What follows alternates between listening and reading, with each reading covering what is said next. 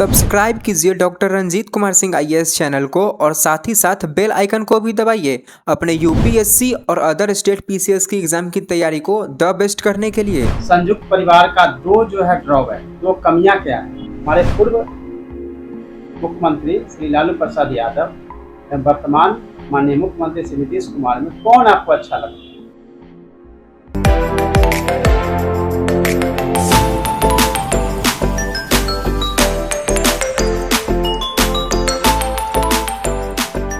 हाँ आइए। क्या नाम है? बैठिए। दयानंद जी, आप मधुबनी के रहने वाले हैं। मधुबनी की ज्वलंत समस्याएं क्या है, आप कुछ बता सकते हैं उसके बारे में? मधुबनी की कई सारी समस्याएं हैं। सबसे पहली समस्या तो है वो बाढ़ क्षेत्र। दूसरी उसकी बड़ी समस्या है कि प्रति व्यक्ति आय मधुबनी जिले का बहुत कम।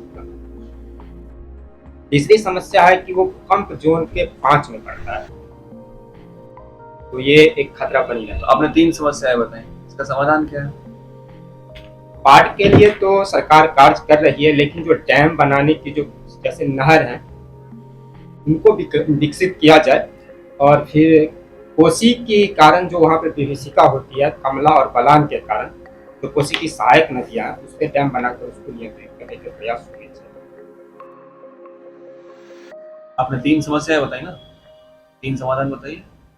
भूकंप के लिए जहाँ तक अभी विज्ञान की टेक्नोलॉजी उतनी डेवलप तो नहीं हुई है, लेकिन जो मकान स्ट्रक्चर जो आधारभूत संरचना बनाए जा रहे हैं, मेरे ख्याल से वो जो मानक है अधिक से अधिक भूकंप रोधी मकान के मानक को पूरा करने के लिए प्रयत्न होने चाहिए। और दूसरी जो समस्या है वहाँ पे जो प्रति व्यक्ति इनकम बहुत ही कम है, उद्योग धंधे नहीं है मधुबनी जिला के अंतर्गत, तो उद्योग धंधों के विकास पर या जो शिक्षा संबंधी जो सुधार हैं उनकी भी गुंजाइश बनती है।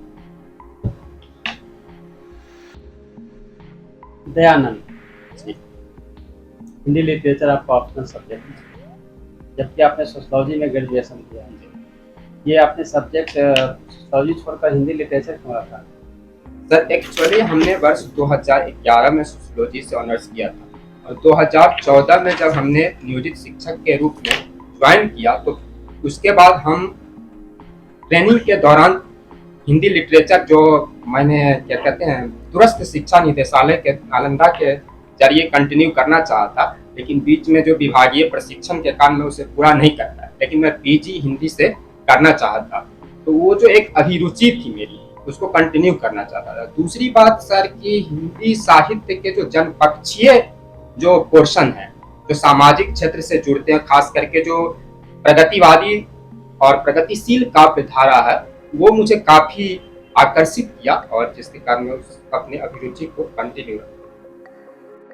बिहार की जो समस्या है वो मेरे कलीग आपसे पूछ रहे हैं। बिहार की एक बड़ी समस्या जो मुझे लगता है वो है कि पॉपुलेशन डेंसिटी जो है वो इंडिया में सबसे अधिक है ना? तो आपके हिसाब से इस पॉपुलेशन डेंसिटी के होने से, ज़्यादा होने से क्या क्या प्रॉब्लम्स है? 3-4 प्रॉब्लम बताइए, अगर उसको कम कर दिया जाएगा तो कम हो जाएगा। जनसंख्या घनत्व तो मधुबनी जिले की भी बहुत ज्यादा, और ये बिहार की ही समस्या है, हमारे जिले में तो बहुत ज्यादा है। मेरे ख्याल से अगर जनसंख्या घनत्व को कम किया जाए तो कृषि पर जो भार है वो भार कम होगा सबसे, और बिहार एक कृषि प्रधान राज्य है, तो चूंकि यहाँ उद्योग है नहीं, कृषि पर जो जनसंख्या का विशाल एक भार, एक दबाव कार्य करता है वो कम हो।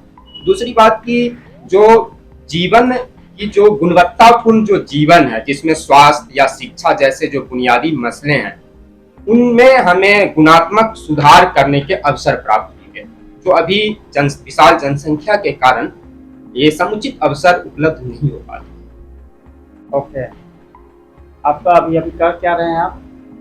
मैं 2014 से जी। आप टीचर हैं, जैसा कि आपने बताया कि टीचर हैं।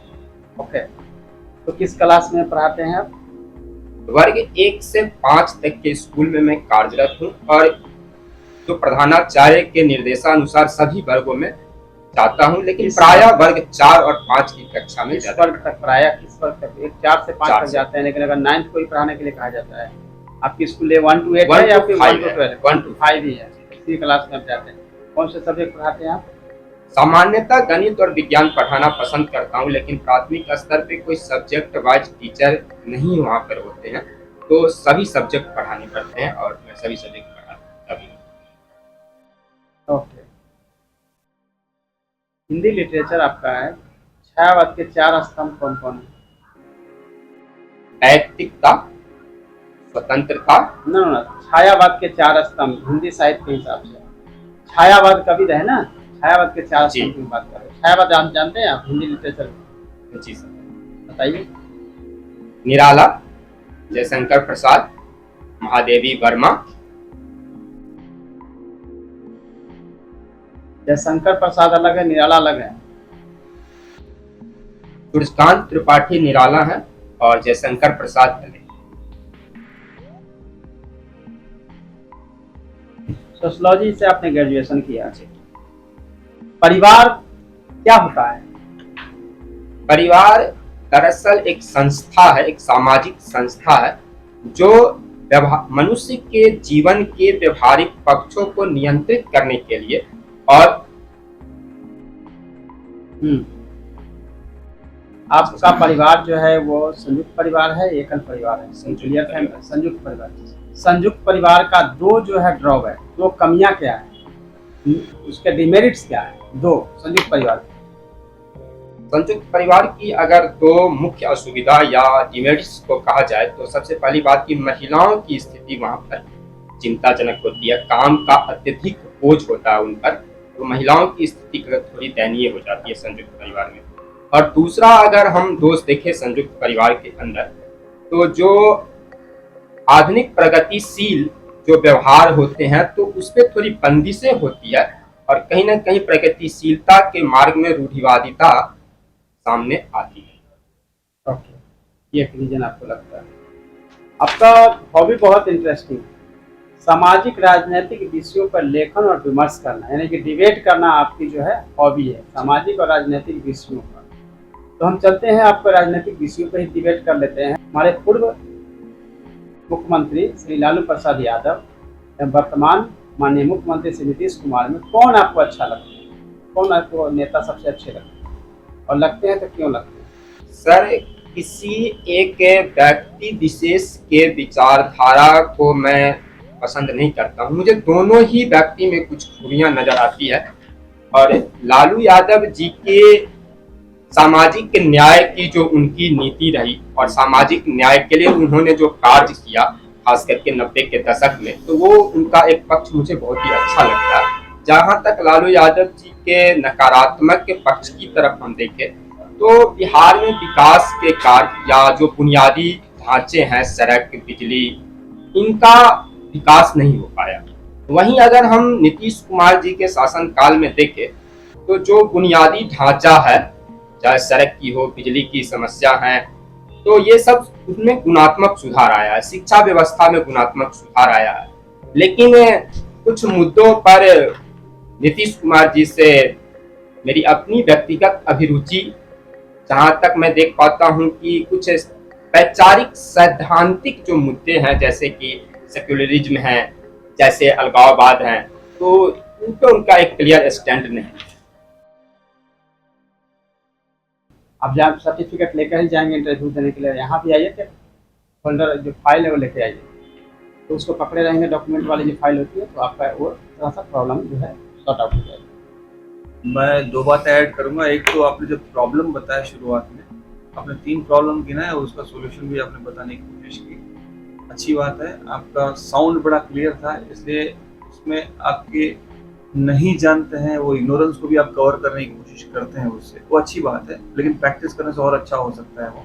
ठीक है, आपके ये कुछ पेट क्वेश्चंस होते हैं, उसको आप फ्रेजिंग, सेंटेंस फॉर्मिंग, उसमें आपको हेल्प करेंगे, वो आप करके रहिए। क्या प्रॉब्लम है, क्या बोलना है, उसका आंसर क्या देना है, वो आप कर सकते हैं। दूसरा, जैसे उसका एक परिवार की डेफिनेशन आप नहीं दे पाए, बट आप कुछ लपेटने की कोशिश कर रहे हैं, ठीक है, गलत आंसर कर रहे हैं, वो नहीं करना है। जब नहीं पता है या पता है, सोशियोलॉजी आपका सब्जेक्ट रहा है तो आपको पता होना चाहिए, बट ठीक है, उसको आपको ध्यान रखना है। और पॉलिटिकल इशू, जैसे कहा ना, न्यूट्रल स्टैंड लेना, हमेशा न्यूट्रल, कि ना इधर ना उधर, कभी पॉलिटिकल इशू पे कहीं नहीं जाना, as per law, as per constitution, और न्यूट्रल स्टैंड, ये ध्यान रखें किसी के बारे में, और व्यक्तिगत राय नहीं करना है। कि हमें ये व्यक्तिगत रूप से अच्छे लगते हैं, वो अच्छे लगते हैं। और ये विमर्श है ना, ये तो आपकी जो पक्का है ना, गॉसिप, ये तो मतलब गॉसिप है। हाँ, ये आपको पहले जो है इसको आना ही नहीं है, ये आपकी हॉबी में से आप बाहर कर दीजिए, ठीक है। और सामाजिक तक ठीक है, लेकिन राजनीतिक तो बहुत बलंदर है। सामाजिक तक आप कह सकते हैं, सामाजिक विषयों पर लेखन, यहाँ से क्या लेखन होगा, ठीक है। सामाजिक विषयों पर लेखन जैसे आएगा तो आप बोल सकते हैं कि मैं दहेज पे लिखता हूँ, मैं बाल विवाह पे लिखता हूँ, मैं शराबबंदी पे लिखता हूँ। तो ये अच्छी चीज़ है, इस पर आप अच्छी बातें बता सकते हैं। जैसे राजनीतिक को हटाएंगे, आप विमर्श को हटा देंगे, वहीं से आपका ही अच्छा हो जाएगा। वैसे आप जो बात करते हैं उसी से पता चलता है कि आप एक अच्छे लीडर वाली क्वालिटी आपकी स्पीच में है। एक और जो चीज़ मैं बताऊंगा फीडबैक के रूप में, कठिन शब्दों का यूज आप कर रहे हैं, लच्छेदार भाषाओं में कठिन वर्ड यूज कर रहे हैं, ठीक है, तो उसको कम करना है। उसके बजाय इंग्लिश वर्ड यूज कर सकते हैं या उससे बचने की कोशिश करें, ठीक है ना। बाकी ओवरऑल बहुत अच्छा है, आप अपने हिसाब से किसी भी चीज़ को आंसर कर सकते हैं, लेकिन वंस अगेन आपने सॉरी वगैरह वर्ड यूज नहीं। और मैंने आंसर बता के भी कोशिश किया कि शायद आप थैंक यू बोलेंगे, वो भी आप, तो थैंक यू हम बताएंगे तो बताना है, और जहाँ नहीं आता है वहाँ सॉरी का कुछ भी आंसर देने की कोशिश नहीं करनी है। बोर्ड एक बार जरूर चाहता है कि आप सॉरी बोलने आता है कि नहीं, या फिर आप में वो काइंडनेस हम्बलनेस है या हम्बल है, ठीक है। ओवरऑल बहुत अच्छा है, एक्सीलेंट। और नेक्स्ट टाइम से आप अपने यूनिफॉर्म में आइए, ठीक है। All the best Dayanand.